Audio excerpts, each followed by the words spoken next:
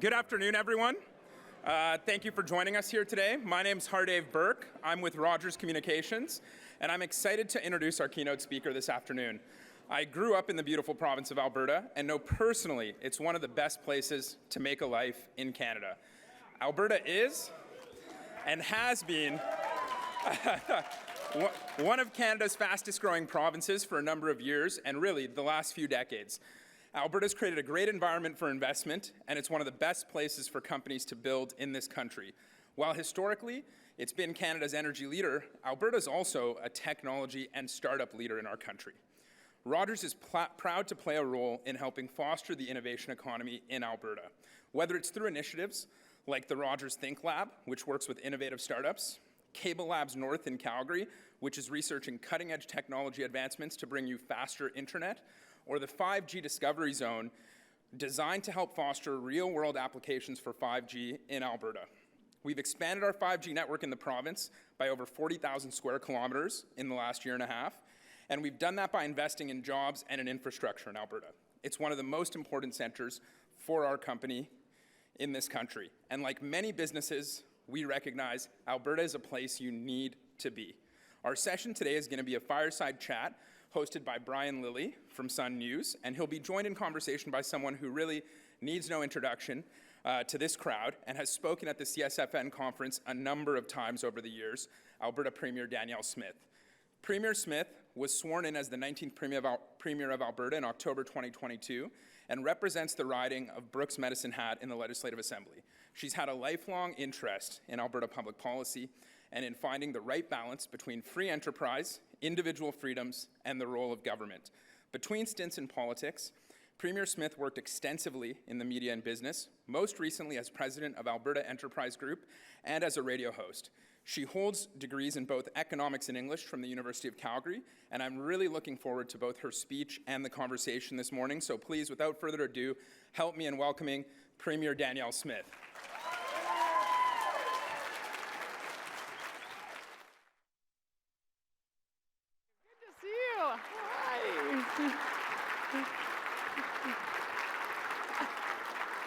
Well, thank you. Thank you so much. Thank you. Oh, thank you. Thank you for that very warm welcome. Thank you, Hardave, for introducing me and for all the great investment you're doing in my beautiful province. And thank you, everyone, for being here today. Why aren't you all door knocking? Isn't there an election going on? Okay, I see. You're taking a break and you'll go door knocking this afternoon. I got it. But it is such a pleasure to be back in the company of so many brilliant conservative leaders, policymakers, thought leaders, and freedom-loving Canadians. People like Sean Speer and Dr. Ian Brody, Michael Binion, Brian Lilley, Howard Anglin. I understand Premier Scott Moe is going to be with you tomorrow, and more. People who aren't just shaping our movement, but are shaping our country. The theme of this year, from ideas to action, couldn't be timelier. Because right now, Canada doesn't just need more ideas, we need more resolve. We need to get serious about the hard work of nation building if we want to compete and win in the next generation.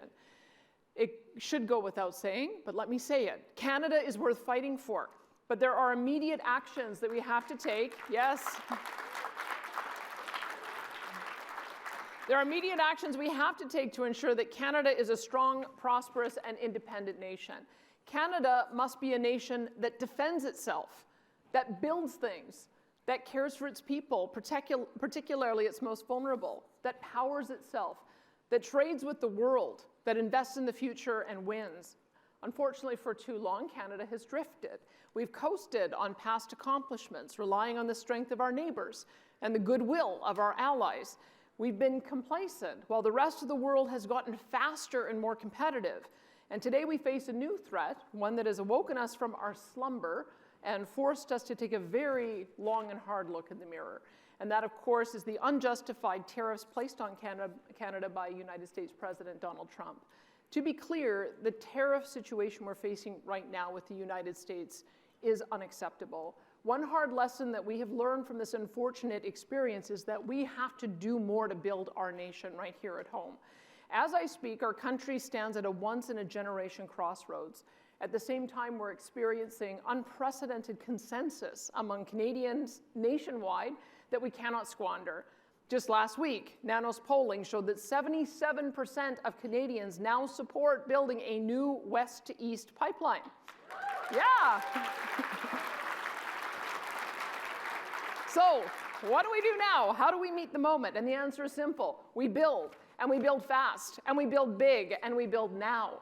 As Canadians, the answers to the challenges lie right beneath our feet. For example, for years, we have drastically undersold the opportunity that we have at the Port of Prince Rupert in British Columbia. I tend to think of that as Alberta's port, but it could be Saskatchewan and Manitoba and Ontario's port too. This is Canada's gateway to Asia, and how we secure new markets, lessen our dependence on the United States, and export everything from food to fuel to critical minerals. But to unlock its full potential, we must twin rail lines. We have to build inland ports and logistics hubs. We have to expand port infrastructure. And we have to secure long-term labor stability. And if we do, we also can unlock Ontario's Ring of Fire, which is one of the world's richest deposits of critical minerals, and finally get them to global markets, and in particular to Asia. But we cannot take a decade to get this done. We need a 1 year to yes policy, 1 year from proposal to permit. No more death by delay, and we can't stop there. We need more bold nation-building ideas and pipeline projects to get our energy products to our provincial partners and global allies. Projects that go north to Grays Bay in Nunavut, east to Churchill in Manitoba, and a needed pipeline to the west coast, and yes, of course, a modern version of Energy East. We also need to buy more from each other. That means breaking down interprovincial trade barriers that have hampered our economy for decades and killed countless jobs and opportunities. And that's why I'm out east this week. Yesterday and today, I met with business leaders in Montreal to explore greater trade opportunities between Quebec and Alberta. And that's why I'm also here in Ottawa, so that we can look to expand our trade with the province of Ontario. In Alberta, we're far too familiar with how interprovincial trade disputes can get in the way of nation building and economic sovereignty. We've seen NDP and Liberal provinces and politicians block important energy projects like Northern Gateway and like Energy East. These are projects that would have helped us get more of our energy products to our provincial friends and our global allies and made us less reliant on a single trading partner. This pattern of obstructionism has been devastating to our economy, and it has to stop once and for all. Today, there is a desire to get this work done like never before, but none of it is possible if the federal government continues to cling to bad economic policies and reckless ideological ideas. Everyday working Canadians have had enough of bad policies and bad ideas from Ottawa that only serve to make us weaker and weaker and weaker. Enough with their meaningless, virtue-signaling, extreme climate policies that only serve to make Canadians poorer, threaten our energy security, kill jobs and investment across the country, and make us vulnerable to unpredictable trade winds.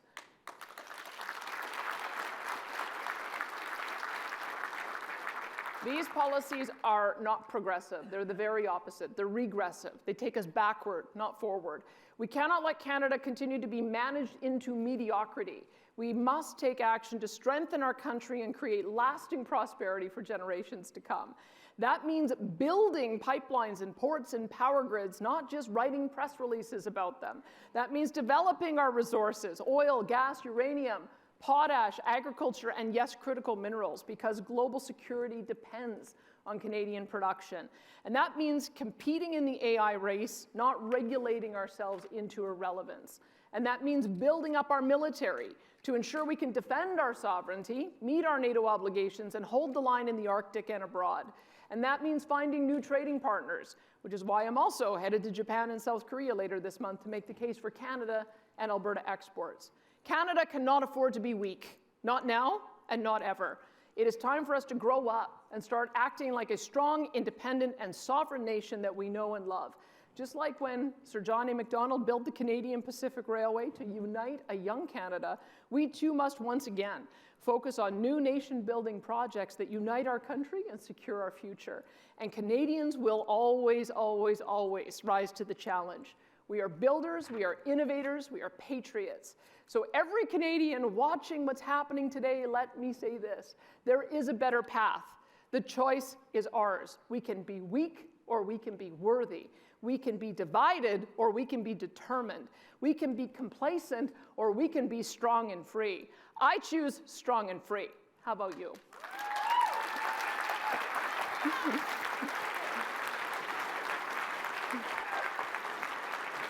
Hey, friend.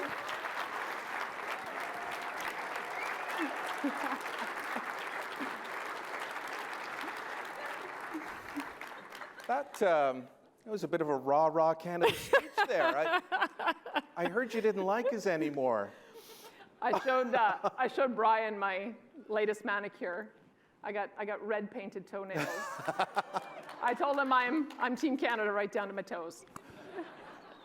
So that was an inspiring speech for what the future of Canada holds. Pierre Poilievre's out there campaigning right now, not to turn this into partisan, although it's a conservative audience, but he's saying we could be the richest nation on earth. Yeah. How much do you think, because you talked about all those projects, we know that we're about 20% per capita lower than the US in terms of our per capita GDP. Yeah. Would we be wealthier than the Americans if we did the things you were talking about there? I think there's no doubt about it. When you look at the value proposition that we have to the Americans, so much of it is that we have all of the critical minerals, all the raw resources that they need to turn into value-added products. And so if we take a view of Fortress North America, and I include Mexico in that there really is nothing that we can't do together. So I would say that whether we build out our own prosperity by continuing to rely on our traditional trading partners, whether we tear down the trade barriers and start trading more with each other, whether we find new markets, or all three. I'd say all three. No question in my mind that we'd be able to bridge that gap very quickly.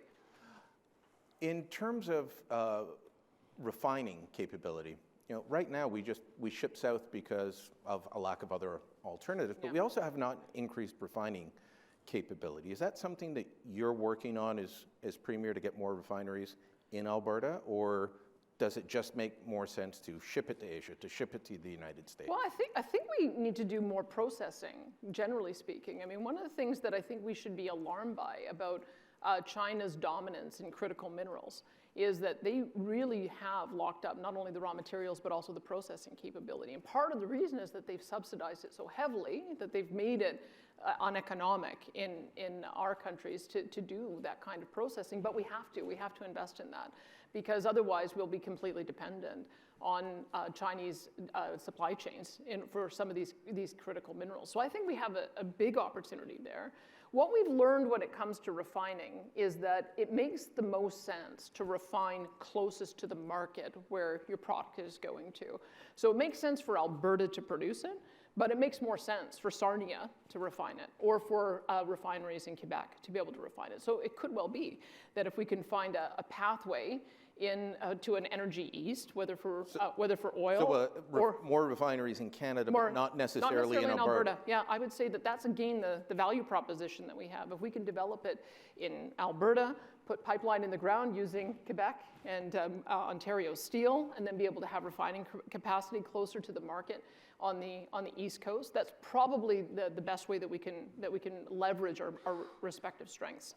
You spent a lot of time talking to the other premiers the last while, either on First Minister's calls with the Prime Minister or just cough. You guys have been meeting nonstop. It's insane. What is the feeling that you're getting from your fellow Prime Ministers? I know Francois Legault of Quebec was less than enthusiastic, you might say, about pipelines. Is he coming around? Is he softening? Are some of the other premiers saying, you know what? Given what's happening, this is what we have to do? We commissioned a poll, and we asked the question about pipelines in every province, and then we sent the results to every premier, including Francois Legault. And he'll tell you that every single time I have met him from the first day, I talked to Quebec about developing their own substantial natural gas resources, and they should, and that we would be able to help develop the regulatory environment, assist them with their royalty framework, help them with the technology. They also have potential for pore space, so they could sequester the CO2. They could get economic sovereignty, because right now Quebec gets all of its gas from the United States. And they could also help their friends internationally by being able to export into Europe. So I think there's a great value proposition. What I think we need to do, and why I'm getting more involved, is let's find out some of the barriers to why we face challenges in those projects in the past. And one of the things that I've been told by the community is that trying to get more pipeline built right through Montreal is probably the most difficult place to do it. Is there another way that you could build around Montreal to the north? Could you go even further north so that you're able to go into zones that are welcoming of pipeline projects? So I think that you have to find out what it is that the objections are and then just work with the community to try to address those. I think maybe in the past we took for granted that when we put these projects forward that they would just get approved. I think we've learned our lesson now. And I'm prepared to do what it takes to be able to get that social acceptability. Yeah, you can't go just north of Montreal. That's literally the Laurentians' cottage area, where the Laurentian elite have their cottages. A little further north there. Yeah, you got to go further north than that. You've been taking a lot of hits lately for your attempts to lobby down stateside, though. And I have not understood it. In fact, I've been joking that the reason I got invited to come do this was I'm the only Eastern Canadian journalist not to have called Premier Smith a traitor. I find it abhorrent that you were called a traitor because for as long as I met you 15 years ago, you were in public service then. Yeah. You were in the media speaking up for Canada.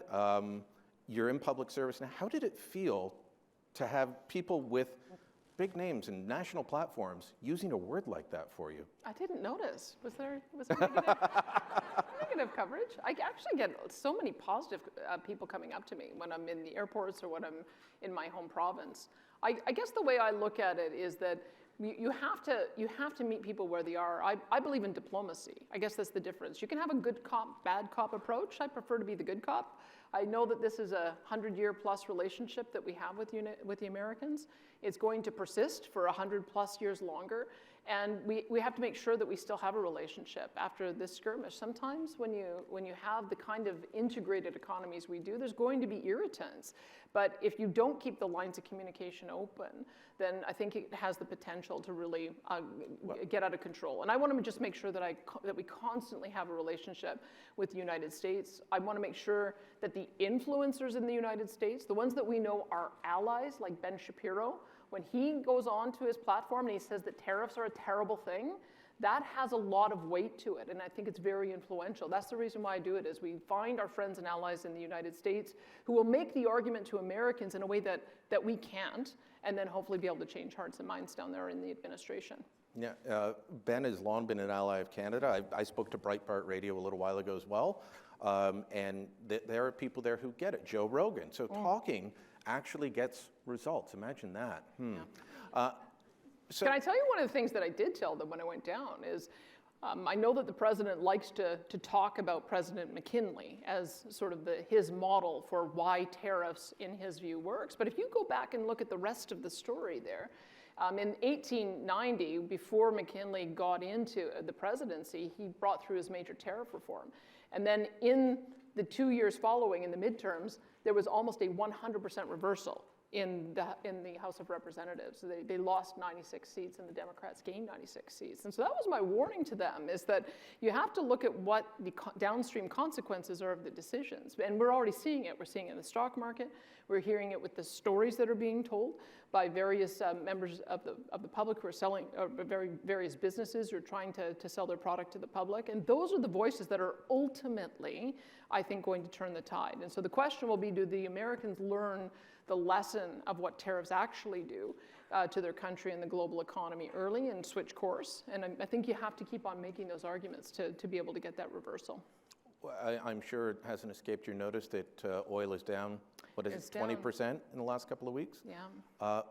What kind of impact is that for Alberta, if it stays there? Oh, massive.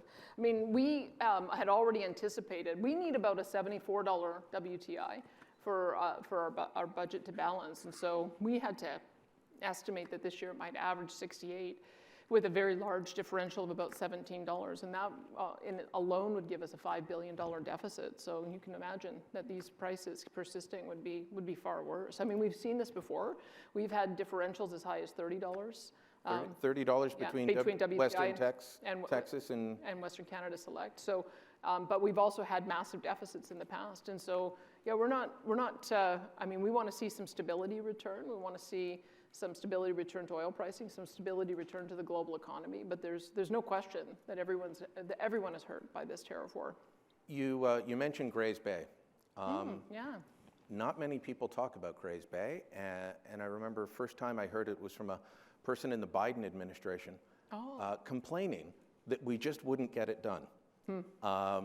Fill people in on these ports that we're looking to build in the north and why they're so important. You kind of brushed over them in the speech. Well, there's a few. I mean, one of the things that I've noticed with the premiers is increasingly we meet as a Western Premiers Group as well as with our National Premiers Group, and we've been identifying with different ports that if we could build them out and then work backwards on building out the infrastructure, that we would benefit. And so Nunavut and Northwest Territories have identified Grays Bay. So most of the track would go up through the Northwest Territories and then come over into Nunavut. And then it would be a deep water port right there, which is, it may not be able to be a year-round port, but now you have created the conditions for building icebreakers, which help Quebec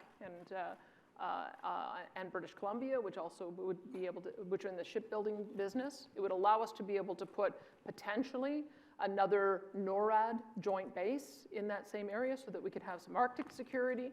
It would also then allow us to start building out the infrastructure, whether it's highways or rail lines or pipelines, so that we would be able to get more of the critical minerals and other products exported off our northern coast that could then come around to Europe. So that, to me, is a way to unlock our north. We have the way to unlock more of our product to the west coast as well. There's at least 3 different pathways to be able to get pipelines built to the west coast. But Port of Prince Rupert is absolutely going to be the most important port, in my view, on the west coast. It has the ability for us to expand and also be able to accommodate all of the different types of products to be exported there. You've seen... is there potential for LNG at Rupert? Well, certainly. I mean, there is potential. I think Port of Prince Rupert right now exports a lot of propane, so it's a lot of propane going to Japan and South Korea comes out of Port of Prince Rupert. But we also have, of course, the ability to expand Coastal GasLink, so LNG Canada 1 could expand, get LNG 2. There's at least 4 or 5 other LNG projects. In fact, Francois Poirier from TC Energy, he gave a major speech to the Canadian Club today, saying that Canada should aspire to be the largest LNG exporting nation in the world based on our opportunity on the West Coast. We just did a reserve study for Alberta alone and discovered that we've got the potential for 1.4 quadrillion cubic feet of gas, and British Columbia has an equivalent resource. So that gives you an idea. It's practically inexhaustible. Quadrillion? Quadrillion. I don't even know that number. It's a big number. There's a lot of zeros behind it. Anybody know that number? Any accountants here? That is absolutely it's huge. Unreal. And we also have 1.8 billion or trillion. What am I have to look at Mike. Is it 1.8 trillion barrels of oil as well. And so we've got a massive resource in Alberta that, as long as we continue developing the technology, we can continue to develop the resource. The argument for becoming the world's biggest exporter of LNG is lowering global emissions. Mm-hmm. That's something that some politicians that were not successful in past federal elections have put forward. I don't get the sense that if the Liberals win, that they're going to suddenly embrace this idea that they said there was no business case for. How do you break through on that with people that are just committed to telling you that your province should leave, what is it, 50 or is it 80% in the ground? Probably more. I would say that there's been a change, and this is, I think, what I hope will persist. We'll see what happens on the election on April the 28th, but there has been a change among the premiers in realizing that we have to support one another. I think the threat from the United States is one that is existential for some provinces, and maybe existential for the country if you hear some voices, and that's why we've realized that Canada is an act of will, and if we want to survive and be stronger, we're stronger together, and we have to support each other. And so I think that has been a reversal in the thinking from the past 4 months, because I think we always took it for granted that we'd always have that free access to the U.S. market going north-south, and we didn't have to worry about trading east-west. I would say that's over, and that is also a lesson from history. After the 1890 tariffs, sure enough, that's exactly what happened, is Canada looked to trade more with Britain, and so we ended up increasing our trade ties with our European allies. And I suspect you're going to see the same on both sides, that both increasing our access to markets in Asia, as well as increasing our access to markets in Europe. And I don't think that is going to change. It just is a matter of how quickly can we get there.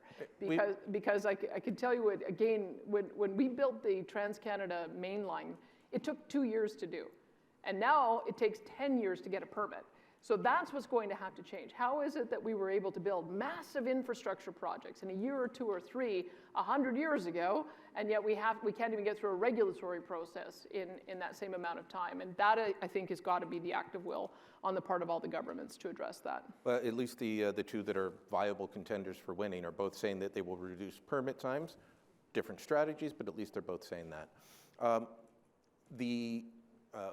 Moving out to other markets, for you it would be more towards Asia, for Eastern Canada towards Europe.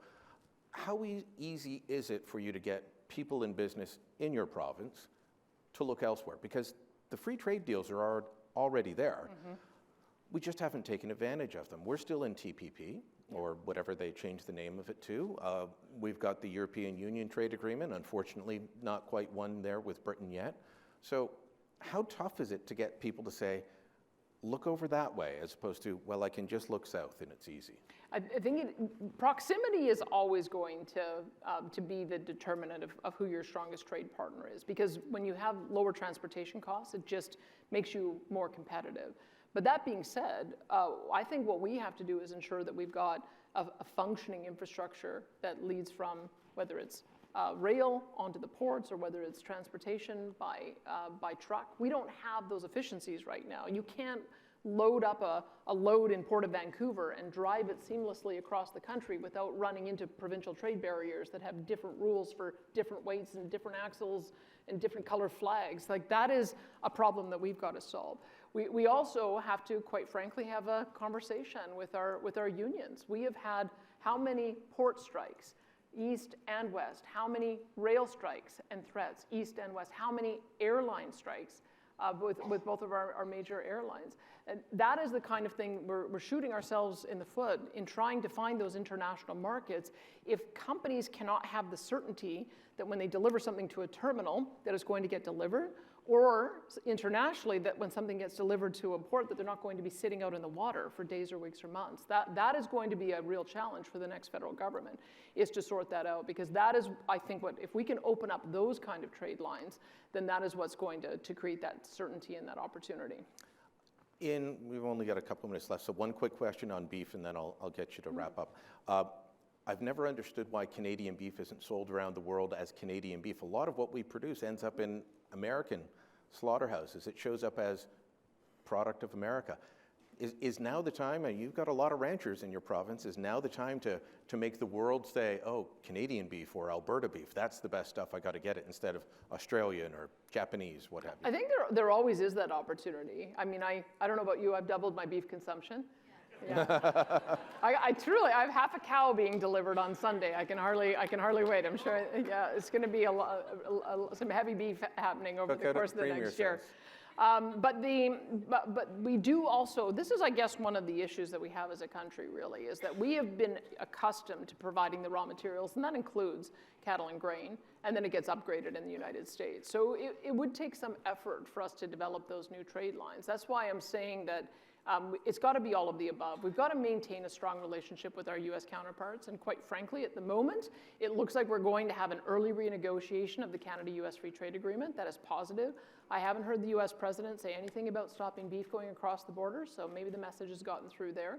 But if you look at as well the opportunity that we have in Asia, I think this will be a good conversation for you to have with Scott Moe tomorrow. Scott has done an incredible amount of work of getting product into the international markets. I think he said that he is one of the least dependent on North-South trade, that he has far more of his product going internationally than any other province. And it's because of the fact that he does international trade missions, that they do have offices internationally, as do we. And I think that there's a real model for us to continue doing that. So whether it's going to be our beef or our pork or our canola or other grain products, I really believe that now is the time for us to take advantage of those trade partnerships. The world does want to have more Canadian product. You may have heard a former prime minister say that there's no business case. When people come knock on our doors, say, do you want to trade with us? Well, there is a business case, but it's going to be up to each of the provinces, I think, to go out and do those kinds of missions, bring the business community along with them,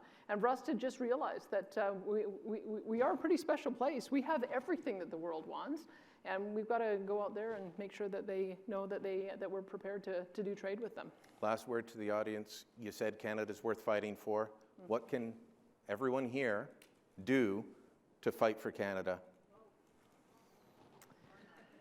Yeah, why are we still here? Why aren't we all at our door knocking, right?